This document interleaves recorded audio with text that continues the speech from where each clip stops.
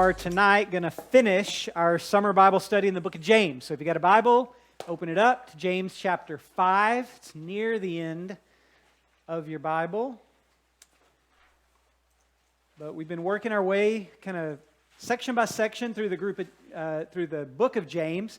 And let's remember who James is. He was a pastor in the early church. He was kind of a noteworthy leader in the early church. But he also had, not only did he follow Jesus, he had a unique relationship to Jesus. What was it? He was Jesus' half-brother. He was his biological brother. They shared a mother, but Jesus had God as his father. And so James knew Jesus longer than any of the other followers of Jesus, other than, say, Mary and Joseph. And so James was Jesus' brother, little brother. He was an unbeliever during the lifetime of Jesus. He didn't believe in him. He didn't follow him. In fact, we talked in the first week that he even mocked him. He made fun of his brother Jesus. But then he saw his brother rise from the dead. And stuff changes when you see your dead brother alive again. And so he became a follower of Christ. When he saw him rise, he became a leader in the early church, in the church in Jerusalem. And so the book of James is him writing in the mid-50s AD, about 20 years after Jesus ascended into heaven, a letter of encouragement to a persecuted church. And what I like about James is a man of action. He does teach doctrine, but he gives a lot of instructions on how to practically live the Christian life. And tonight, he's going to take up the topic of patience. And he's going to finish his book talking about how the Christian life is characterized by patience because we have trust in God finishing what he started. We have patience in this life because we believe that there's a next life that's better. So James is going to talk about how our faith in Jesus gives us patience. Patience may be the best and worst thing in the world we could pray for. Because if you pray for patience, usually you've got to go through some kind of a trial to give more patience. So I've always hesitated. Should I pray, God give me patience? Because patience implies I've got to be patient with something. I've got to be patient in the middle of something. So patience is one of those things you want, but you don't want, right? One of my stories about getting patience is my family, praise God, has been super healthy almost all the time. So I think between the four of us, Teresa and I and our two boys, I don't think any of us have any medications that we're on. We don't have any major health problems. I go to the doctor like once every 7 years. When Teresa makes me, she's like, it's been 7 years since your last annual checkup, so you should go to the doctor. So we're just a relatively healthy family. But a few years ago, starting in April, we had 5 emergency medical situations in 4 months. So here's the list. We had a snake bite. We had a broken hand. We had a broken foot. We had an emergency dental procedure. And we had pneumonia. April, May, June, and July, 4 months, 4 ER trips, and 1 emergency dental trip. And after the 5th one, I'm like, God, what's next? What else are you going to test me with? Insurance deductibles all got met. We spent a good amount of money. If you want to know about snake bites, broken toes, Teresa actually had a broken foot and a broken hand at the same time, so she couldn't use her crutches for her broken foot because her hand was broken. It's a funny story. But it's like, what in the world is going to happen next? But here's the thing, Christians, is we think in terms of hours and days and weeks. And God thinks in terms of eternity. And Jesus didn't come to make our life better today. He came to make our lives better forever, to give us eternal salvation. And one of the things that having faith in the risen Christ who can forgive my sin and make me right with God forever, one of the things that having faith in Christ does for me is it gives me a different perspective on this life. So James talked earlier in the book about how having an eternal perspective affected how we go through suffering. Because when we see that suffering feels so intense when we're going through it, but we think, what will suffering be like in 10,000 years when I look back? It changes how I think about suffering. It's still horrible. It's still painful. It still can be a real challenge. But as Christians, we go through suffering differently. And what James is going to talk about is how now when we live this life, it affects how we view all the troubles and all our struggles differently. And following Jesus, having an eternal perspective, gives us patience. I can't control my outward circumstances. I can't control everything that happens to me, but I can control my reaction to them. I can't control all my outward circumstances, but I can control a lot of what's happening in my heart. This goes against culture because we tend to want to say, culture tends to want to tell us, blame other people for your problems. Culture tends to want to tell us you're a victim. You responded that way because life really has dealt you a bad blow, so you can respond badly. It's okay. But what James is going to tell us to do is in hard times, in struggles, in trials, strive for patience. Culture's going to say blame. Culture's going to say, wallow in your problems. But James is going to say patiently persevere through your problems. Your job as a Christian, my job as a Christian, is to cultivate our hearts for God. Our job as a Christian is to grow in character through hard times. Our job as a Christian is to grow our patience, to grow our selflessness. God cares a lot more about you and I growing in Christ-likeness than He cares about just giving us an easy, comfortable life right now. In fact, God would rather us be more like Jesus and not have a perfect life than to have a perfect life and look nothing like Jesus. So we want to strive to grow in patience. So here's what we're going to do. James chapter 5, and we'll read a paragraph or so and then teach through it. But it's going to start in a weird way. It's going to start with a warning, a stern warning coming from a pastor. And when we read it, you're going to say, dang, James went mean on this one. But I think we'll see where he's going after we talk through it. So James chapter 5, verse 1, he says, now listen, you rich people. All of a sudden, everybody's like, well, he's not talking to me. I'm a college student. But we live in America, so are we rich? We'll talk about that. Listen, you rich people. It's going to get tough. Weep and wail because of the misery that's coming on you. Your wealth has rotted. The moths have eaten your clothes. The gold and silver, your gold and silver are corroded. Their corrosion testify against you and eat your flesh like fire. What in the world? He says, you have hoarded wealth in the last days.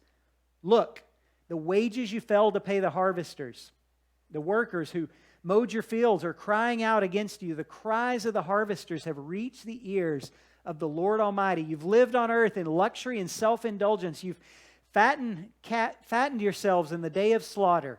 You've condemned and murdered the innocent one who wasn't opposing you. Dang. What in the world? It's harsh, right? So it's a strange start. Why would James be so harsh in his message to this church? He's a pastor of this church. Why would he be so harsh in condemning the people in his church? And I'll suggest to you that the answer is he's actually not condemning the people in his church. You see, if you flip back to the chapter before and the chapter before that, every time he addresses his church, how does he address them? How does he start it? Dear brothers and sisters. And so whenever he addresses his church, when he addresses the Christians, he says brothers and sisters, and then he doesn't pull his punches. Sometimes he's real direct he encourages them directly and he challenges them directly. But he doesn't address these people this way. He addresses them as the rich, not brothers and sisters. And if you read through the whole Bible, especially the Old Testament prophets, you'll see this pattern repeated over and over where the prophet encourages God's people, but then there are people in society who oppress. And the prophet, even though the book's not given to them, he gives a message to them.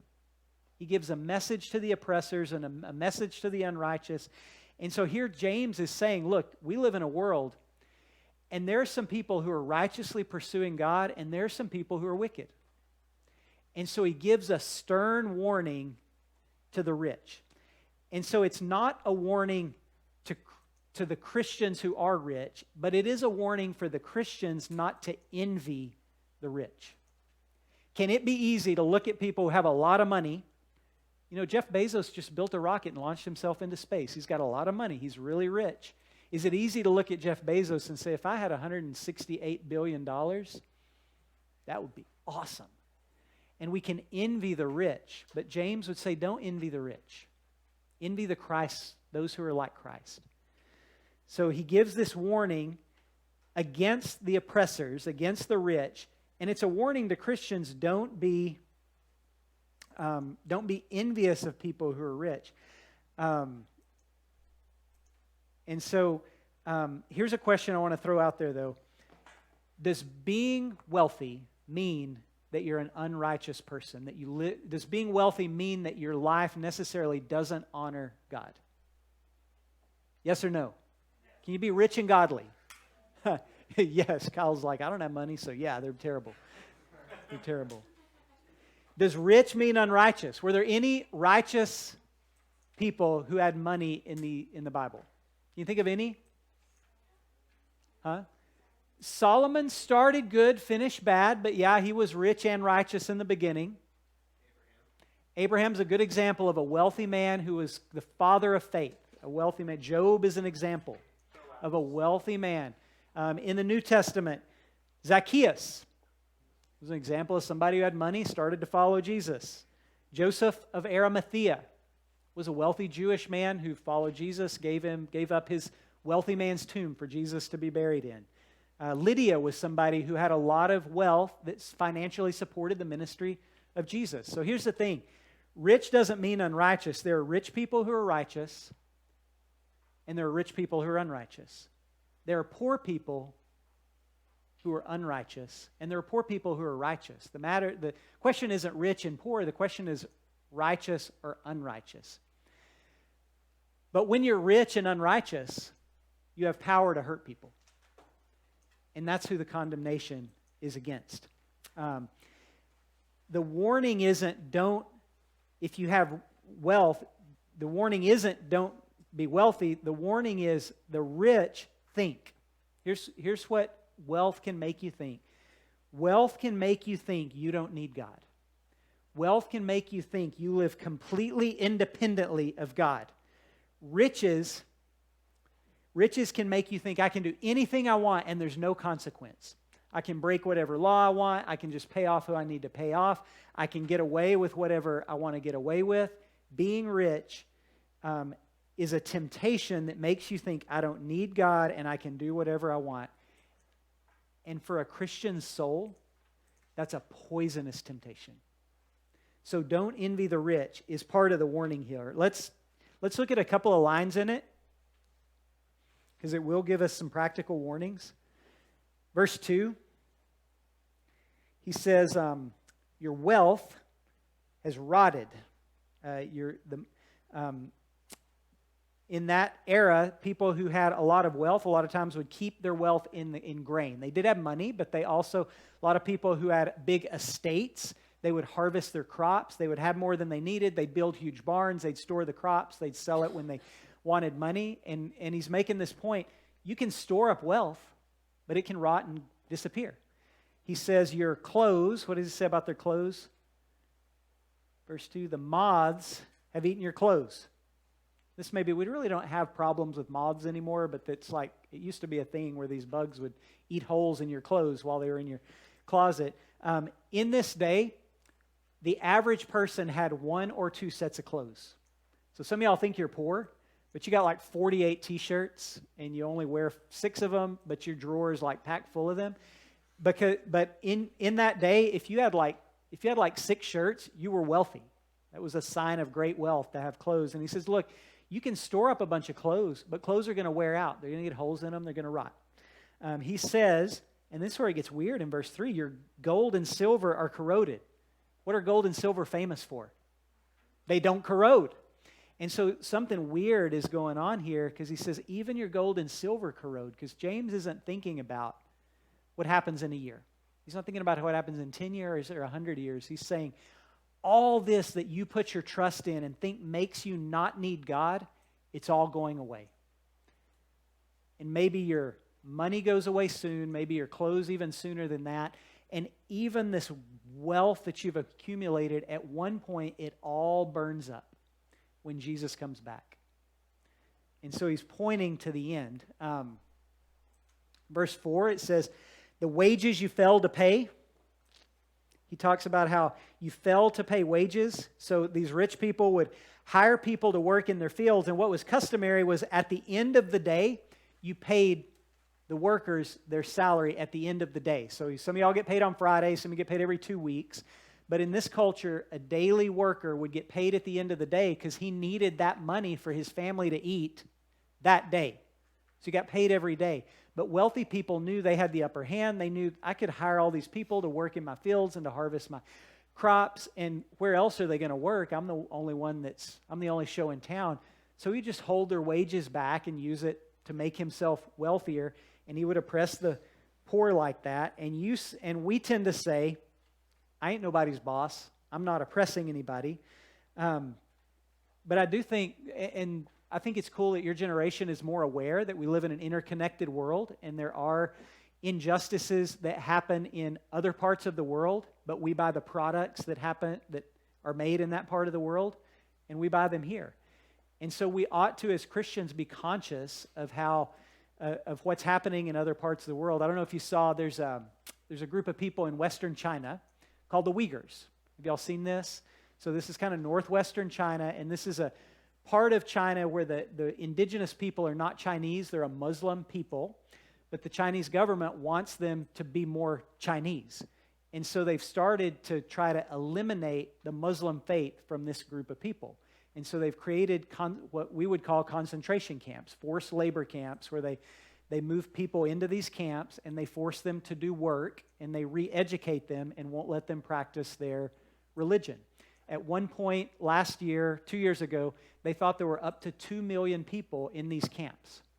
Well, the awkward thing is, this is a part of China where they grow a lot of cotton, and a lot of the clothes we buy at the Parks Mall have some connection to literal slave labor in that part of China. There's child labor in other parts of the world, and so we tend to look at ourselves and we're saying, I ain't ripping nobody off, but there really are things that happen in the world that we ought to be aware of. Like if we can put pressure on the companies that we like to not do business in a bad way, it's a good thing for a Christian to do, because and also know it's complicated and it's hard to know what's fair and what's not fair. But as Christians, our conscience ought to be attuned to these realities.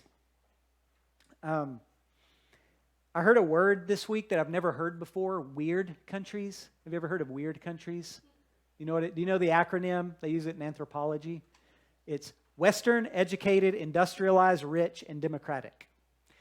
And so if I ask the question, are you rich? Like maybe some of you have a trust fund and you'd say, I got all the money that I need. But I think most of you are not trust fund babies, right? You're college students and you say, I drive a 2008 Camry with 285,000 miles on it. I am not rich. And so in a sense, probably nobody in this room is rich by certain standards. But in another sense, we all have grown up in a weird country. Western, educated, industrialized, rich. And so compared to, did you know the fact that we have air conditioning means that we enjoy a quality of life that's higher than kings did in this day? They just sweated. And we just turned on the thermostat and it's awesome. And so there's a sense in which we enjoy comforts because of where we've been raised that privilege us over, royalty in other eras. So there's a sense in which, we're kind of rich in that sense. And I know even in our country, there's a lot of levels, right? There's like college student rich, which means, I eat Panda Express. It's good, but it's not great, but it's what I eat. And then there's like a middle-class worker who works their whole life and has enough money to retire on. They're not rich, but they can retire and, go to Florida for a vacation, I guess. And then there's Jeff Bezos rich, so there's levels of rich. So there's a sense in which we're not rich, a sense in which we are. But what James is saying is there's a sense in which there are not people who are rich, but people who are the rich, meaning people who put their hope in money. And it doesn't matter how much money you have, you can put your hope in money. And these are people who lived independently of God. And it doesn't matter how much money you have, you can live independently and say, I don't need God. And he says, don't be that way and don't envy people who are like that. Look at the phrase at the end of verse 3. These are people who've hoarded their wealth when? In which days? The last days. So James is going to start talking a little end times stuff right here. And I know when I say the phrase end times, if you've been in church very long, you know that usually it gets weird when you start talking about the end times, right? It gets a little freaky. And so James is saying these people who are rich, they've hoarded their money in the last days. So if I were to say show of hands, how many of you think we're living in the last days? Like the end is near, we're living in the last days. Some people hear the phrase the last days, and what we tend to think that means is Jesus is coming back like on Thursday or Friday this week. Like, I don't know which day it is, but I know it's like really, really soon because we're in the last days. That's what it tends to mean. But here's what the Bible means when it says last days. It just means there's a period of time between Jesus' first coming and his second coming. And the Bible calls that whole period of time the last days. So guess where we are right now? We're in the last days. How long has the last days been going on? Almost 2,000 years. Almost 2,000 years. How much longer will they go on?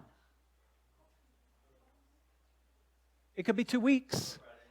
It could be Friday. It could be 2 days, 2 weeks. It could be 10 years. It could be 100 years. It could be 1,000 years. We don't know. And so, but the day is coming when this age, these last days, will come to an end. Jesus promised it. We believe in Jesus, and so we believe it'll happen. When we look at the oppression, the evil in this world, sometimes we're tempted to say, like if I said, do you wish Jesus would come back right now? Like, do you wish Jesus would come back today? Our answer to that question usually depends on how good our life is going that day, right? Like if we've just witnessed something horrendous, then we cry out with the author of Revelation, come quickly, Lord Jesus. Put an end to this suffering. Whenever just a horrible tragedy happens to you or somebody you care about, you're like, Jesus, just come back. But when life is going great, you know, David and Timberwell got married this weekend, and they're like hoping, Jesus, don't come back for a while because we're really happy being married, and we kind of want to get out of the honeymoon before this whole thing ends, right? So life is going great. We tend to want it to be in the future. Life is going bad. We tend to want it to be certain. But here's what I want to tell you. We do want Christ to come back. Because if he doesn't come back, think of how hopeless this world is. If he doesn't come back, then all the evil and injustice that's happening in this world goes unpunished. If he doesn't come back, then every crime that's been committed against a child or a woman or a vulnerable person or a Uyghur in China or every person who's been put in prison unjustly or every person who's been lied against, like every injustice, if Jesus doesn't come back, never goes punished. But if Jesus comes back, every wrong gets made right. And so though we live in a broken world, the fact that one day he comes back lets us be patient through hard times. Thinking about the last days, when will Jesus come back? We should never have certainty about something that Jesus himself was uncertain about. Do you remember what Jesus said when they said, when's the end going to happen? He says, nobody knows the day or the time. Not even the Son of God knows, only the Father. So somehow in the mystery of who God is, even that time is kept from Jesus. And have you thought about how arrogant it is, the people who say, I don't know when Jesus is coming back, but I know it's soon. Well, apparently you know more than Jesus knows, because he said he didn't know. Predicting Jesus' return is a good way to start a cult. Do y'all know the Mother God cult that's on campus? That's how they got started. Do you know the Jehovah's Witnesses, that group? They say they're Christians, but they have some very non-Christian beliefs. That's how they got started. When I was a kid, there was all this fervor. When I was 10, 11, 12, there's all this fervor about Jesus coming back in the 1980s. In fact, there was a book by this guy, 88 Reasons Why Jesus Will Come Back, or Why the Rapture Will Happen in 1988. 88 Reasons Why the Rapture Happened in 1988. Guess what didn't happen in 1988? The rapture. Guess what the guy did?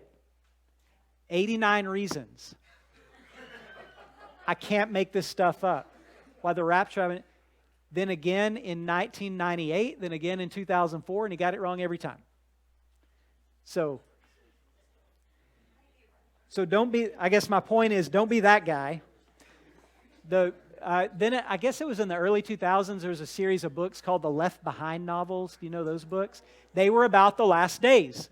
And it was this scenario that involved all the current events in the world fulfilling Bible prophecy, and then Jesus came back. And it was predicated on the view that if you take your Bible in one hand and your newspaper in the other, you could just read the signs of the times and figure it out. You could read the two, compare them, and figure out when Jesus would come back. But Jesus didn't know the day or the hour, so we probably shouldn't be saying I don't know the exact day or the hour, but I could tell you the year. I don't know the exact day or the hour, but I could tell you it's going to happen in my generation. There's some popular movements in Christianity today that's what they teach is we don't know when Jesus will come back, but it's in our generation. Like if you hear a group, and you can ask me the names of groups, I'll tell you the names of groups. There's some really prominent groups. Some of them make great music.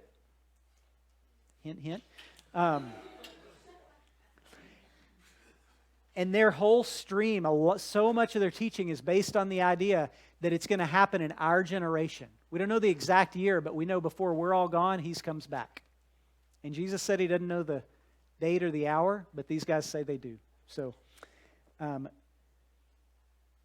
we need patience until Christ returns because it gives us confidence that we can face hardship. So James is going to go on, verse 7. Let's keep reading. And he's going to talk about having patience and how Jesus coming back lets us have patience in this life. So verse 7, he says, be patient. Then, brothers and sisters. Now he's talking to the church. Be patient, brothers and sisters, until the Lord's coming. So now he's talking to Christians, and he says, be patient because Jesus will come back. See how the farmer waits for the land to yield its valuable crop, patiently waiting for autumn and spring rains. You too be patient and stand firm because the Lord's coming is near. Don't grumble against one another, brothers and sisters, or you'll be judged. The judge is standing at the door. He's going to talk about farming. Now, there's a lot of things in this world I don't know anything about. And I think I'm proud to admit this, but I actually know a lot about farming. Because for 18 years of my life, I grew up on a working cotton farm in West Texas, and my dad is a farmer, my brother's a farmer, my granddad was a farmer, my other granddad ran a cotton gin, so I actually have been around farming. And here's what I've learned about farming. Things grow in season, and when they're not in season, they don't grow. With cotton in Texas, you plant it in May or June, you harvest it in November and December. If you plant it in November and December, guess what? It won't even come up. And if you go out in your field to harvest it in May and June, guess what? There's nothing there. And so farming, and he's using this farming analogy, the patient farmer waits for the land to yield its valuable crop. Farming takes discipline, meaning you have to plant at the right time, you have to cultivate at the right time, and you harvest at the right time. So it takes discipline. And it also takes patience because you start and then you wait. And then you do the right thing at the right time. And if you want to cultivate Christ-likeness in your soul, it takes discipline. You will not become more like Jesus on accident. You'll become more like Jesus because you say, Jesus, I want to plant your word in my life. So I want to start my day by reading my Bible. Jesus, I want to start my day with prayer.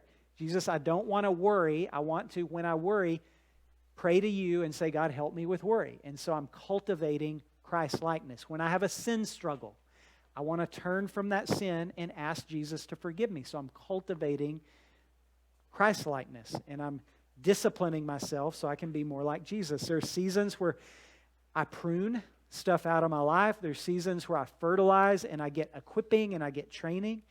And then there's times where I reap a harvest and I look at my life and I say, Jesus, 2 years ago, when I look at my life now, I was less mature now and I'm more mature now, and I see a harvest where you've done a good work in me, and I'm more patient and I'm more trusting and I'm more loving and I'm more kind and I'm more confident in my faith in you.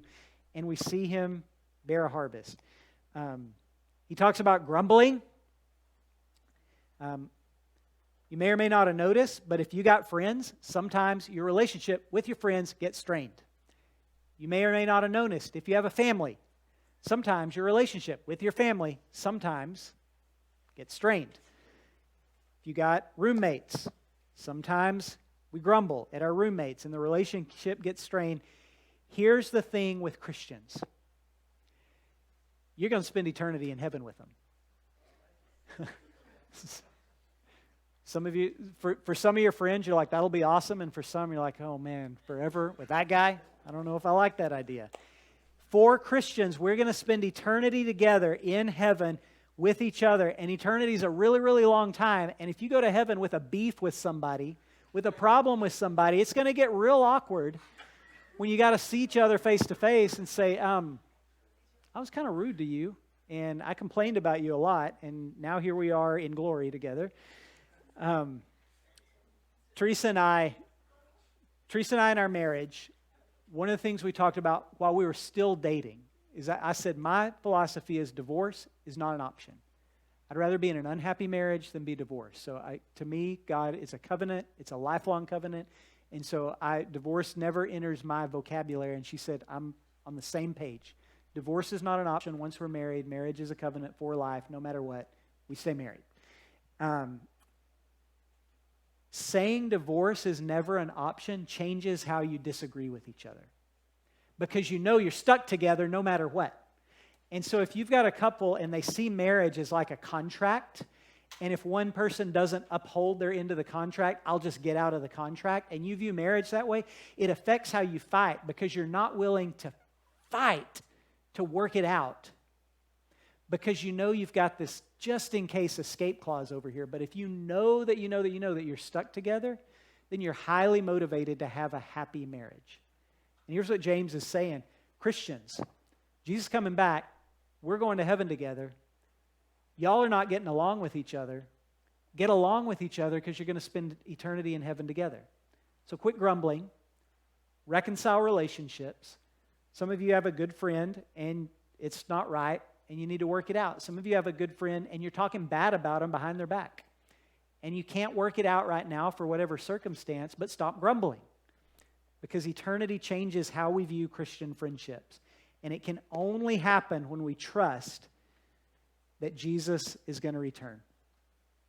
So, what if I asked you tonight, what is your patience level on a scale from 1 to 10? Just overall in life, are you a patient person or an impatient person? So like if 1 is, I can't wait 2 seconds for anything, I am not a patient person, and 10 is like, I can put up with the worst, and I'm just pretty relaxed all the time. It's like, what's your number? 1 to 10, how patient are you? Somebody just shout your number out. It's fine. Anybody got a number in mind?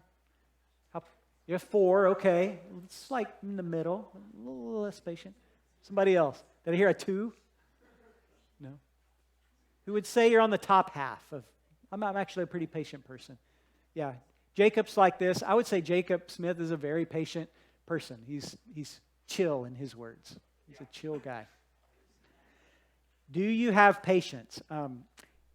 Here's my observation as somebody who works with your generation and has 2 sons in my home in your generation. And I say this because I love you, and I say this because we've got a relationship. You can trust me here, right? But you really are the most impatient generation in the history of the world. And I don't say that as a criticism. Do you want to know why? Because you're the first generation in the world to grow up with high-speed internet access. You've literally had to wait 0.000 milliseconds to get whatever you wanted in front of your face as soon as you type it in. Am I right? Like our grandparents, if they wanted if they wanted a thing, like an item, then they would work for it, and then they would like wait till they had to drive to town, and they drive to town for it, and they wouldn't have it at Sears and Roebuck Company, so then they'd order it, and then they'd have to wait 3 months for it to get shipped. And it's same-day shipping on Amazon. And that's the world you've grown up in. And so I would contend to say that to strive with Jesus, to say, Jesus, my heart is too busy, my heart is too impatient. That's just the air you breathe. And so you're going to have to fight harder because of the hand you've been dealt in a world of instant gratification to have what James is talking about tonight, to have patience. So let's move through the last few verses before we go to small groups. Verse 10, brothers and sisters, as an example of patience in the face of suffering, take the prophets who spoke in the name of the Lord. So as an example, he cites the Old Testament prophets. These were guys who were unpopular because their message condemned sin. So they were unpopular and they faced opposition, but they remained true to the faith. So consider their good example of patience. And then he said, as you know, we count as blessed those who have persevered. And now here's a second example. You've heard of Job's perseverance and have seen what the Lord finally brought about, because the Lord is full of compassion and mercy. Remember Job's story? Let's talk about Job for a second. Was he an unrighteous or a righteous man? He was a righteous man. In fact, it said there was nobody like him on earth, most righteous man on earth. Here's how righteous Job was. He was not only concerned with his own sin, but he would offer sacrifices to God for his children, just in case his children committed a sin and he didn't know about it. He would offer just in case sacrifices to God because he wanted so badly to please God and be right with God. He was a righteous man. And so the story of Job goes, so Satan looks at Job and Satan goes to God and he says, sure, Job is righteous. Sure, he trusts you. Sure, he worships you. Sure, he prays to you. But it's because look how good his life is. He's got wealth. He's got family. He's got happiness. You take it all away, and he's not a righteous man anymore. He curses you. And so God agreed to let Satan test Job. And so if you remember the story, God took away everything from Job. He took away his property. He took away his wealth. He took away his family.